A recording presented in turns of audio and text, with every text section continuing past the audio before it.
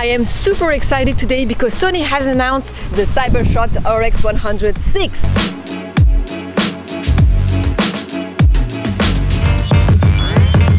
Damn. Bonjour chers amis fans of new technologies and welcome back to my channel. If it's your first time here and you like reviews, tutorials and sometimes vlogs, you should consider subscribing. So why am I excited about this new Sony camera? The previous model had a lot of magnificent features I would love to have on a camera, but it was pricey and I couldn't invest another 1,000 euros in a camera. What changed today with the new model? Well, not much in the price department.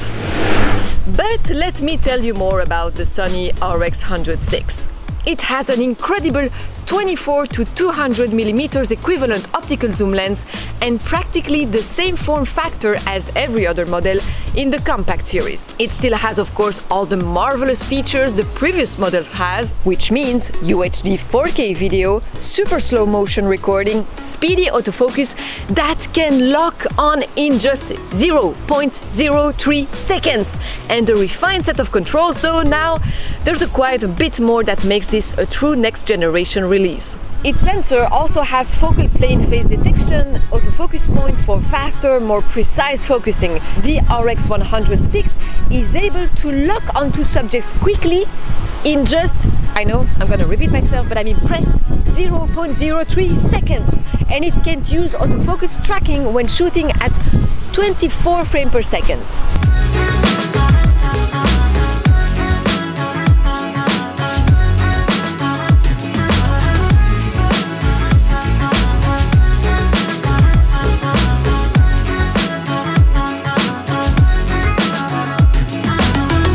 Able to record UHD 4K video at 24 to 30 frames per second, this camera is capable of producing movies with great clarity. Speed is also a huge advantage of the RX100 VI, and in video mode, users will benefit from advanced high frame rate shooting and super slow motion.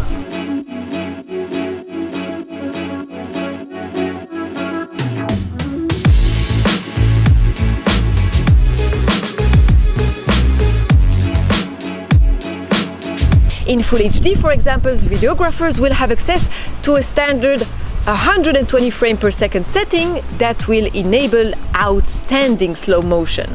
It has a built-in Wi-Fi connectivity that enables instant transferring of imagery to mobile devices if you want to share your photos directly on your social network or by email, for example.